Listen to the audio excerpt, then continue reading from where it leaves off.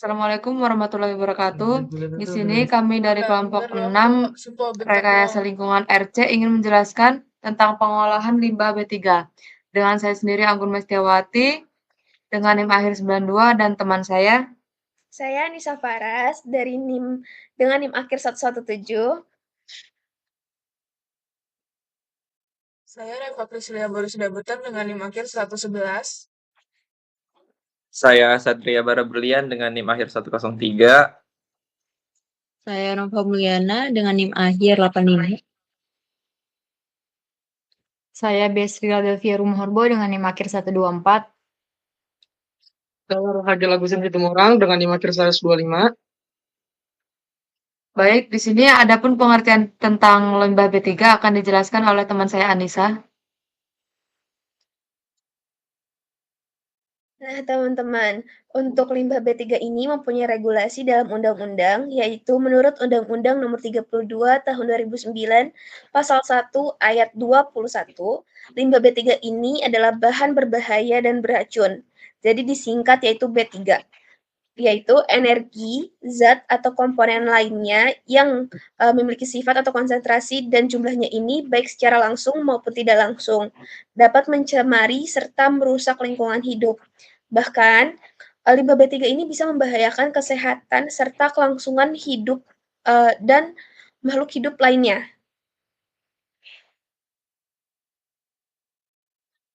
Nah, tadi kan menurut regulasi undang-undang, nah ini menurut pengertian secara umum, limbah B3 ini adalah sisa dari suatu usaha atau kegiatan yang mengandung unsur B3. Oleh karena itu, sifatnya yang berbahaya, buangan limbah B3 ini nggak bisa asal-asalan dan dilakukan sembarangan, karena bisa berdampak negatif terhadap lingkungannya. Pengelolaan ini harus dilakukan sesuai dengan peraturan yang berlaku, termasuk pemisahan berdasarkan jenis karakteristiknya. Suatu limbah ini bisa dikategorikan sebagai limbah B3 jika setelah melalui uji karakteristik limbah ditemukan bahwa limbah tersebut memiliki sifat yang mudah menyala, reaktif, mudah meledak, infeksius, beracun, dan korosif. Maka dari hal itu, dengan demikian pengelolaan limbah B3 ini harus dilakukan secara ketat untuk mencegah dampak negatif dari untuk mencegah dampak negatif terhadap lingkungan dan kesehatan sekitarnya. Seperti itu untuk pengertian limbah B3.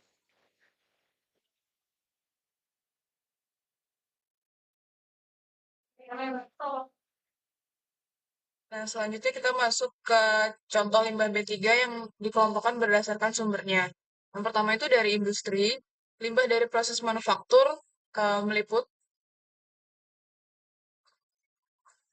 pelarut organik seperti aseton, toluena, silena, minyak pelumas bekas, limbah cat dan pernis, sisa reaksi kimia, logam berat, atau diantaranya ada merkuri, timbal, kadmium, kromium.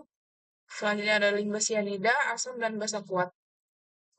Berikutnya ada limbah dari proses pengolahan, yaitu limbah cair dari industri tekstil yang berisi perwarna dan kimia penolong. Setelahnya ada limbah cair dari industri penyamakan kulit, berisi kromium. Selanjutnya ada lumpur dari pengolahan air limbah industri. Dan yang terakhir itu ada limbah kemasan yang meliput drum bekas yang terkontaminasi bahan kimia berbahaya, kemasan plastik yang mengandung residu bahan kimia berbahaya. Selanjutnya ada dari rumah sakit dan fasilitas kesehatan, yaitu yang pertama limbah medis yang meliputi jarum suntik bekas, infus bekas, sampel darah, dan jaringan tubuh, obat-obatan kadaluarsa, dan limbah sitoksik atau obat kemoterapi. Selanjutnya ada dari limbah farmasi, yaitu meliputi obat-obatan kadaluarsa atau sisa obat. Berikutnya ada limbah dari pertanian, yaitu meliputi pestisida dan herbisida bekas. Contohnya itu ada sisa cairan pestisida, kemasan pestisida yang terkontaminasi. Selanjutnya, yang terakhir itu ada dari pertambangan, eh, ada tailing yang meliputi limbah padat dari proses pengolahan biji, dan selanjutnya itu ada air asam tambang, itu merupakan air yang terkontaminasi logam berat.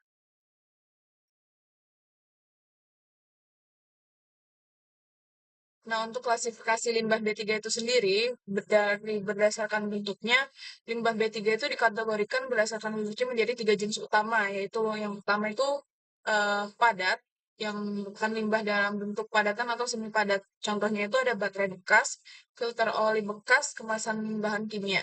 Selanjutnya itu ada dalam bentuk cair. Limbah dalam bentuk cair ini berpotensi untuk mencemari lingkungan. Contohnya itu limbah kimia industri, oli bekas, dan limbah laboratorium. Selanjutnya ada dalam bentuk gas, yaitu uap yang berbahaya bagi kesehatan dan lingkungan. Contohnya itu gas beracun dari proses industri, emisi merkuri, dan uap amonia.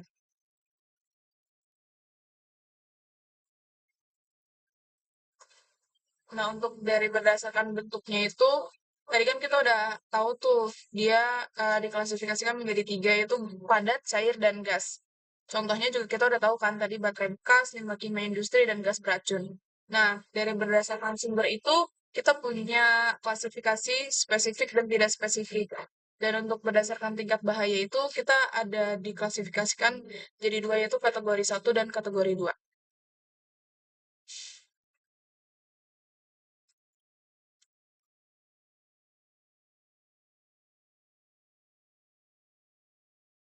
Untuk berdasarkan tingkat bahaya itu, limbah B3 diklasifikasikan berdasarkan tingkat bahaya, meskipun PP 101 tahun 2014 tidak secara eksplisit menggunakan kategori 1 dan 2.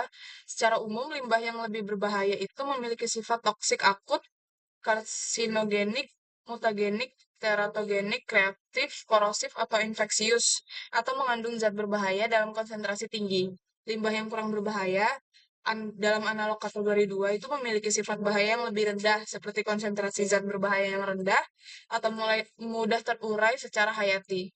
Nah, dalam klasifikasi resmi ini memerlukan analisis laboratorium dan penilaian risiko.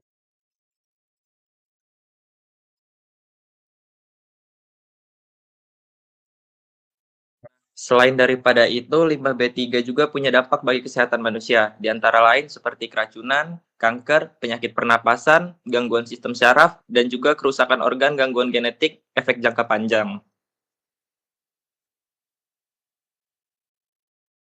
Selain menimbulkan dampak bagi kesehatan, limbah B3 juga menimbulkan dampak bagi lingkungan, di antaranya seperti pencemaran tanah, air, dan udara, akumulasi bahan beracun di rantai makanan, dan juga kerusakan ekosistem dan spesies yang terancam punah.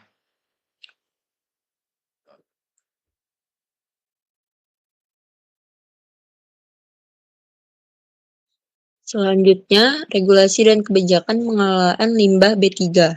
Yang pertama yaitu Undang-Undang tentang Pengelolaan Sampah seperti Undang-Undang Nomor 18 Tahun 2008. Yang kedua ada Undang-Undang tentang Pengelolaan Limbah B3, yaitu Undang-Undang Nomor 11 Tahun 2020 tentang Cipta Kerja. Yang ketiga yaitu Peraturan Menteri LHK terkait pengelolaan limbah B3. Dan yang keempat ada kewajiban perusahaan, dan masyarakat dalam pengelolaan limbah B3 sesuai standar. Next. Oke, tahapan pengelolaan limbah B3. Yang pertama, itu ada identifikasi, yaitu mengenali jenis dan sifat limbah B3 untuk menentukan cara penanganan yang tepat dan aman. Yang kedua ada penyimpanan atau storage, yaitu menyimpan limbah B3 sementara di tempat khusus yang aman dan sesuai standar agar tidak membahayakan lingkungan dan manusia. Yang ketiga ada pengangkutan atau transportation, yaitu mengangkut limbah B3 dengan kendaraan khusus dan pengawasan ketat untuk mencegah tumpahan atau pencemaran selama perjalanan. Yang keempat yaitu pengolahan, yaitu mengolah limbah B3 menggunakan metode seperti pembakaran atau stabilisasi untuk mengurangi bahaya dan dampak lingkungan. Yang kelima baru pembuangan, yaitu membuang limbah B3 yang sudah tidak dapat diolah lagi ke tempat pembuangan akhir yang aman dan sesuai standar lingkungan.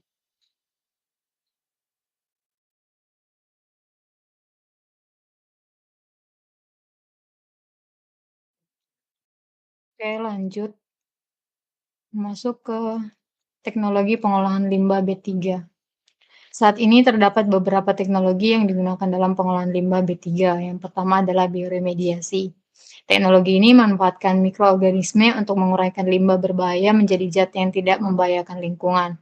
Prosesnya alami dan cukup ramah lingkungan. Yang kedua, insinerasi, yaitu pembakaran limbah pada suhu tinggi. Tujuannya adalah untuk menghancurkan bahan berbahaya dan juga mengurangi volume limbah secara signifikan. Tapi tentu teknologi ini butuh pengawasan ketat agar emisi yang dihasilkan tidak mencemari udara. Berikutnya adalah stabilisasi kimia. Pada metode ini, limbah dicampur dengan bahan-bahan seperti semen agar berubah menjadi bentuk yang lebih stabil dan aman untuk disimpan atau ditimbun. Yang keempat ada landfill khusus, yaitu tempat pembuangan akhir yang memang dirancang untuk menimbun limbah B3. TPA ini memiliki sistem pengamanan agar limbah tidak mencemari tanah atau air di sekitarnya. Berikutnya, ada tantangan yang dihadapi. Dalam praktiknya, pengelolaan limbah B3 menghadapi berbagai tantangan. Pertama, rendahnya kesadaran masyarakat terhadap pentingnya pengolahan limbah. Masih banyak orang yang belum paham betapa bahayanya limbah B3 jika dibuang sembarangan. Kedua, keterbatasan fasilitas pengolahan. Tidak semua daerah memiliki teknologi atau infrastruktur yang memadai untuk mengolah limbah ini dengan aman. Selanjutnya, ada biaya pengolahan yang cukup tinggi juga menjadi hambatan. Teknologi seperti insinerasi atau stabilisasi kimia membutuhkan investasi besar. Dan yang terakhir, kurangnya pengawasan baik dari pihak industri maupun pemerintah menyebabkan masih banyak pelanggaran dalam pengelolaan limbah ini. Next. Ada inovasi terkini. Meski begitu, berbagai inovasi terus dikembangkan untuk mengatasi tantangan tersebut. Contohnya, penggunaan teknologi monitoring otomatis untuk memantau proses pengolahan limbah secara real-time. Lalu ada juga teknologi daur ulang bahan kimia berbahaya yang memungkinkan sebagian limbah bisa digunakan kembali sehingga mengurangi jumlah limbah yang dibuang. Dan tentunya pengembangan teknologi pembakaran dan bioremediasi yang lebih aman dan efisien agar proses pengolahan bisa dilakukan dengan dampak lingkungan yang seminimal mungkin.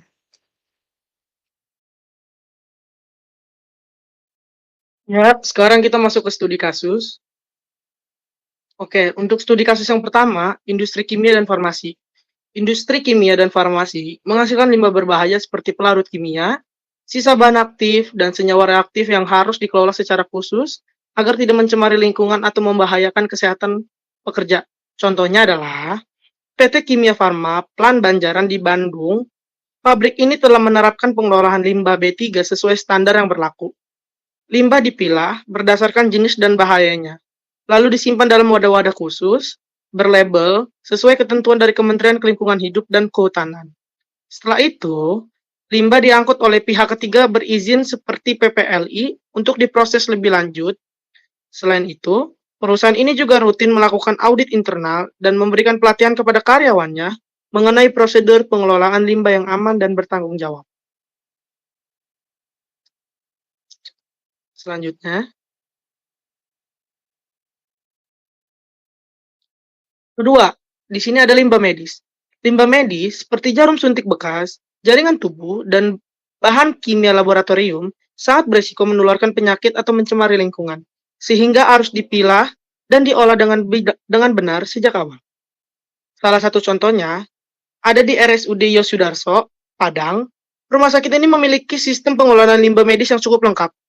Limbah medis dipisahkan berdasarkan kategori seperti infeksius, tajam, atau farmasi. Setelah limbah diproses menggunakan insinerator bersertifikat atau autoclave untuk memastikan sterilisasi, limbah yang sudah diolah kemudian disimpan di dalam tempat sementara limbah B3. Sebelum akhirnya diserahkan kepada pengelola limbah berizin, rumah sakit ini juga aktif memberikan pelatihan kepada tenaga medis agar penanganan limbah dilakukan secara tepat dan aman. Next.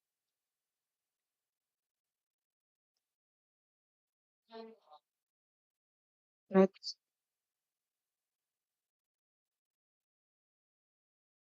Maksud ketiga, limbah elektronik. Limbah elektronik seperti baterai bekas dan perangkat elektronik rusak mengandung logam berat yang bisa mencemari tanah dan air jika dibuang sembarangan. Di Jakarta, komunitas EWAS TRJ hadir sebagai inisiatif masyarakat dalam menangani limbah elektronik. Mereka menyediakan titik-titik pengumpulan e-waste di berbagai lokasi dan mengedukasi masyarakat tentang bahayanya limbah elektronik serta pentingnya daur ulang. Limbah yang terkumpul kemudian dikirim ke mitra resmi seperti N4Cycle untuk proses lebih lanjut.